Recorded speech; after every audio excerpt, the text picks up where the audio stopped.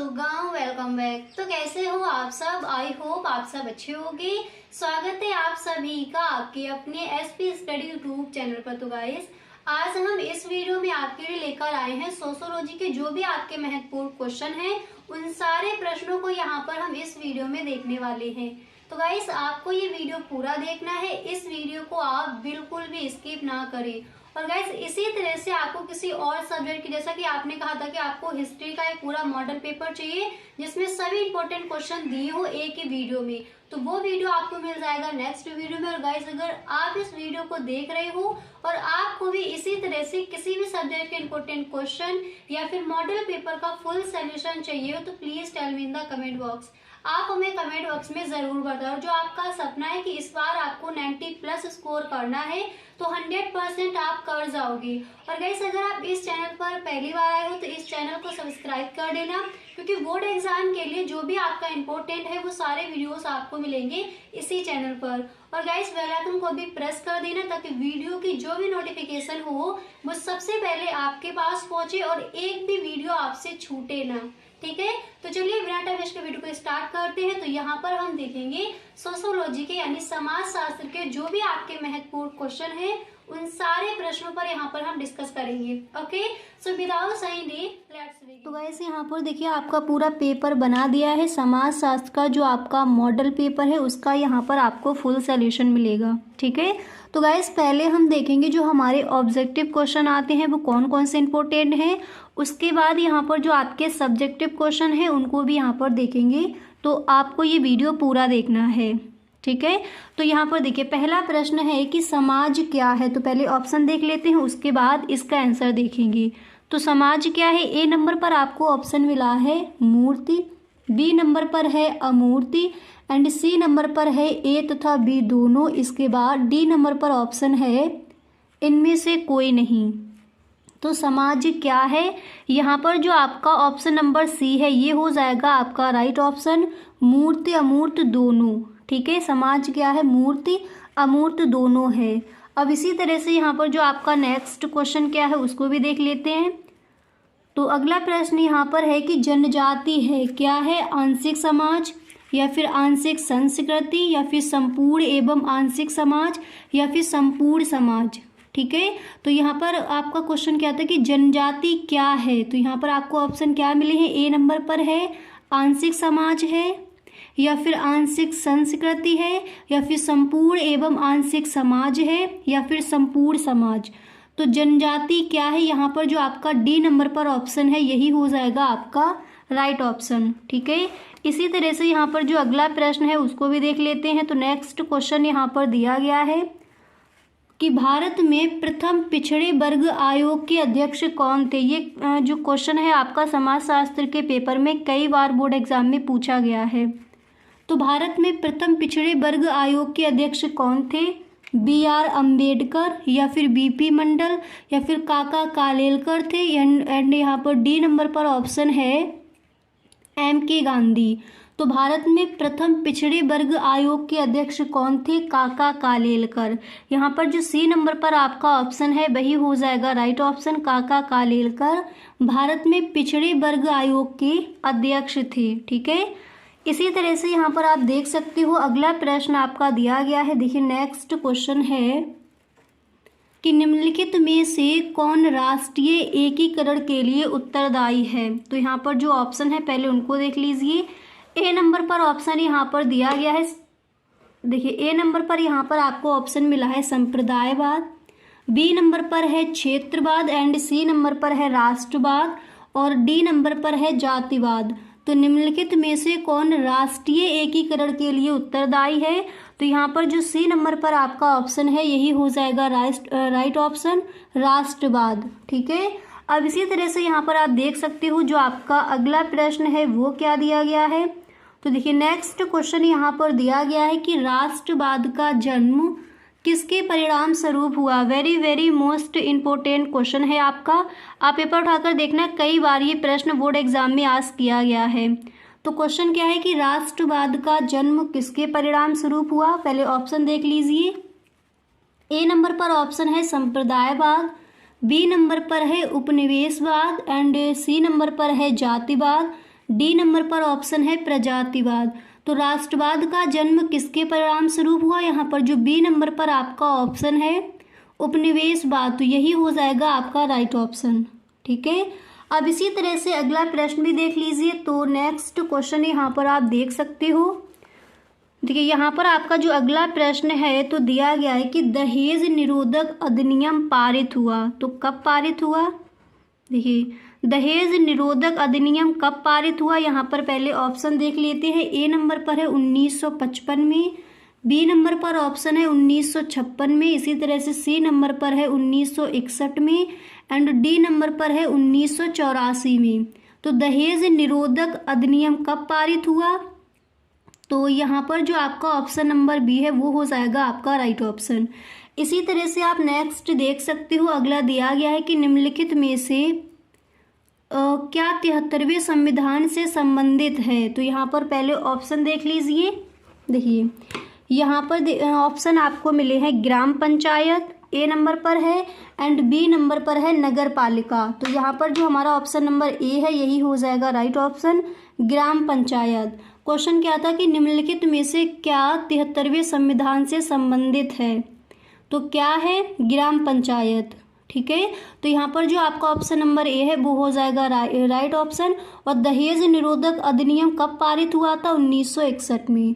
अब इसी तरह से देखिए जो आपके अतलग उत्तरीय प्रश्न है, जो आपके ऑब्जेक्टिव क्वेश्चन थे, कौन कौन से महत्वपूर्ण थे, उनको यहाँ पर आपने देख लिया। एक बार दोबारा से यहाँ पर आप देख सकती हो। ठीक है, अब इसी तरह से देखिए जो आपके अतलग उत्तरीय प्रश्न है वो कौन कौन से इंपॉर्टेंट हैं उनको भी देख लेते हैं। पूरा पेपर यहाँ पर आपको दिया जाएगा समाजशास्त्र का। अब यहाँ पर देखिए अतलग उत्तरीय प्रश्न में जो आपका पहला प्रश्न है तो वो दिया गया है कि राष्ट्र से आप क्या समझते हैं। वेरी मोस्ट इम्पोर्टेंट क्वेश्चन है इस बार के बोर्ड एग्जाम के लिए। तो सही ढंग से आप इसको तैयार कर लेंगे कि राष्ट्र से आप क्या समझते हैं। ठीक है, तो देखिए इस तरह से आप इस प्रश्न का आंसर लिख कर आओगे कि राष्ट्र से आशय जनसंख्या के उस समूह से है जो अपने आप को एक समुदाय के रूप में प्रस्तुत करता है। ठीक है, राष्ट्र से आशय जनसंख्या के उस समूह से है जो अपने आप को एक समुदाय के रूप में प्रस्तुत करता है तथा अनेक साझा विशेषताओं पर आधारित होता है। इस प्रकार की मुख्य विशेषताएं हैं सामान्य भाषा, एक निश्चित भौगोलिक स्थिति, इतिहास, धर्म, प्रजाति तथा राजनीतिक आकांक्षाएं। ठीक है, तो राष्ट्र से आप क्या समझते हैं, इस प्रश्न का जो आंसर है आप इस तरह से लिख कर आओगे। एक बार इसको दोबारा से देख लीजिए। आप इस तरह से लिखोगे कि राष्ट्र से आशय जनसंख्या के उस समूह से है जो अपने आप को एक समुदाय के रूप में प्रस्तुत करता है तथा अनेक साझा विशेषताओं पर आधारित होता है।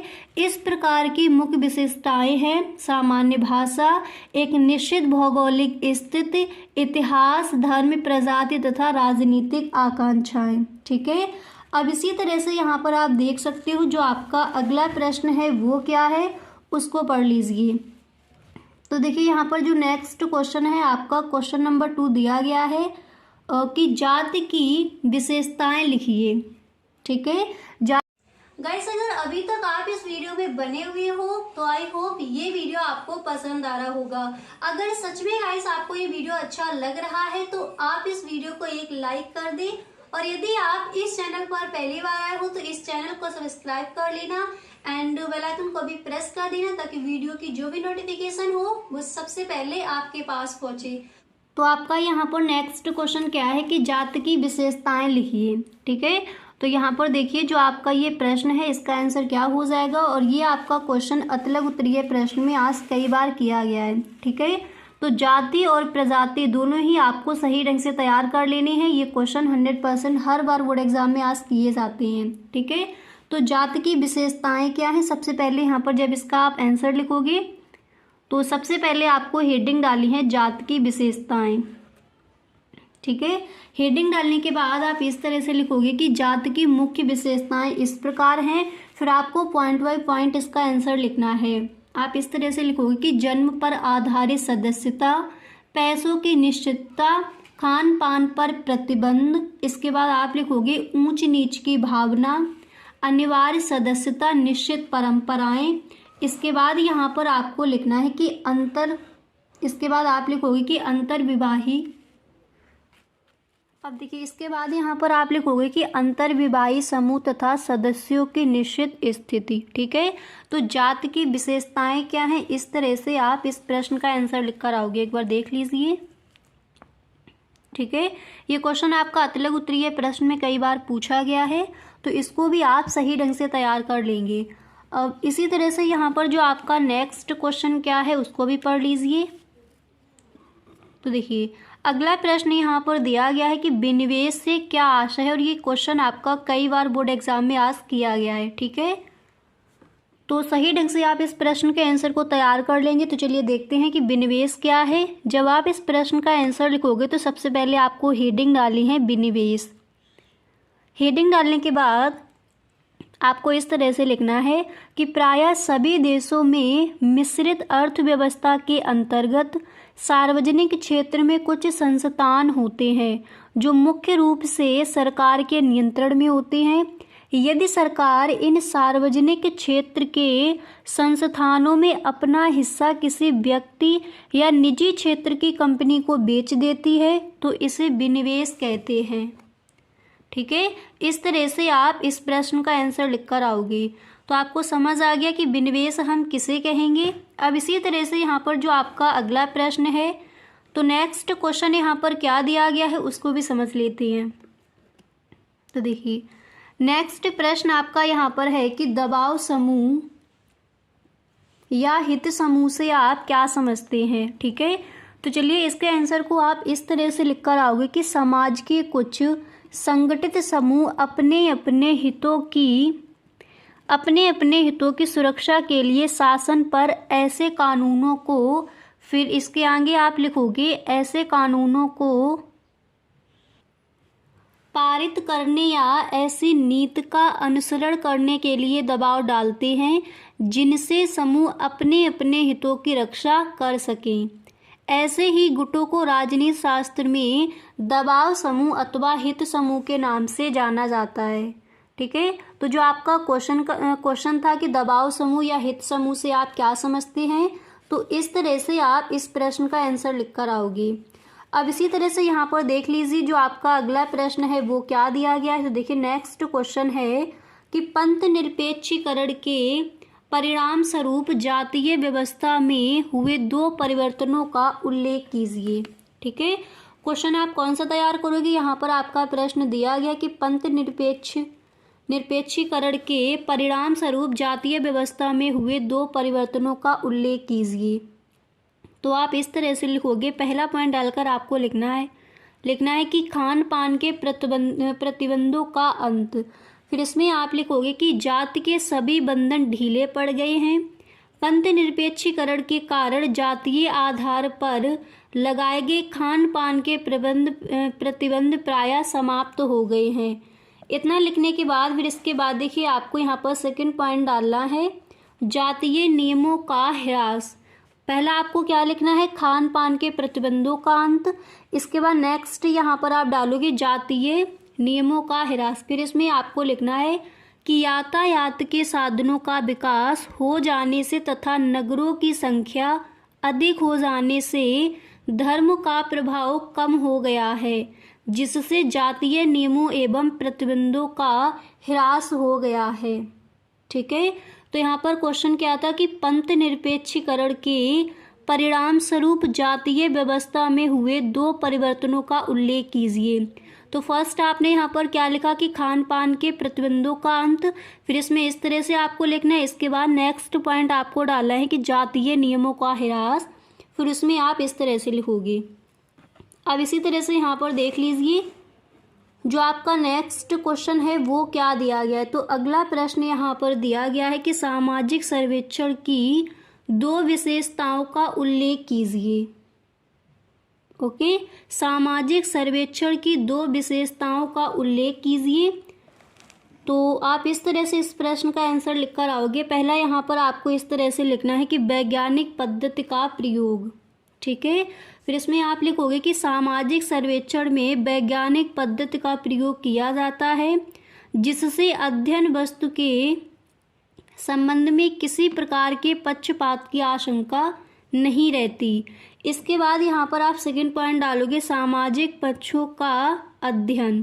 पहला क्या डालना है, वैज्ञानिक पद्धति का प्रयोग। इसके बाद नेक्स्ट डालोगे सामाजिक पंचों का अध्ययन। सामाजिक सर्वेक्षण की जो दो विशेषताएं हैं आप इस तरह से लिख कर आओगे। अब सेकंड पॉइंट डालकर फिर यहाँ पर आप इस तरह से लिखोगे। देखिए सेकंड पॉइंट डालकर आपको लिखना है कि सामाजिक सर्वेक्षण के अंतर्गत सामान्यतः किसी समुदाय की संरचना, उसमें रहने वाले व्यक्तियों की जीवन दशाओं तथा उनकी क्रियाओं के सामाजिक पक्षों का अध्ययन किया जाता है। इसके बाद आप लिखोगे कई बार इसमें आर्थिक एवं सांस्कृतिक पक्षों को भी सम्मिलित किया जाता है। तो हमारे यहाँ पर क्वेश्चन क्या था, प्रश्न यहाँ पर दिया गया था कि सामाजिक सर्वेक्षण की जो विशेषताएं हैं, यानी मुख्य दो विशेषताएं क्या हैं वो आपको बतानी है। तो फर्स्ट आप क्या लिखोगे, वैज्ञानिक पद्धति का प्रयोग। फिर उसमें आपको लिखना है कि सामाजिक सर्वेक्षण में वैज्ञानिक पद्धति का प्रयोग किया जाता है जिससे अध्ययन वस्तु के संबंध में किसी प्रकार के पक्षपात की आशंका नहीं रहती। इसके बाद सेकंड आपको डालना है सामाजिक पंचों का अध्ययन। इसमें आप लिखोगे कि सामाजिक सर्वेक्षण के अंतर्गत सामान्यतः किसी समुदाय की संरचना, उसमें रहने वाले व्यक्तियों की जीवन दशाओं तथा उनकी क्रियाओं के सामाजिक पक्षों का अध्ययन किया जाता है। कई बार इसमें आर्थिक एवं सांस्कृतिक पंचों को भी सम्मिलित किया जाता है। ठीक है, तो इस तरह से आप इन प्रश्नों के आंसर देकर आओगी। तो यहाँ पर गाइस देखिए हमने देख लिए हैं जो हमारे अतलग उत्तरीय प्रश्न है वो कौन कौन से इंपॉर्टेंट हैं। इसी तरह से आपका सेकंड पार्ट आएगा जिसमें जो आपके लघु उत्तरीय प्रश्न और विस्तृत उत्तरीय प्रश्न हैं उनको वहाँ पर हम कवर करेंगे। ठीक है, तो ये था आपका फर्स्ट पार्ट, तो उसको भी आप देखना ना भूलें गाइस। अगर आप इस चैनल पर पहली बार आए हो तो इस चैनल को सब्सक्राइब कर लेना क्योंकि एक भी वीडियो आपसे मिस ना हो। ठीक है, बेल आइकन को भी प्रेस कर देना ताकि वीडियो की जो भी नोटिफिकेशन हो वो सबसे पहले आपके पास पहुँचे और एक भी वीडियो आपसे छूटे ना। Okay, thank you so much.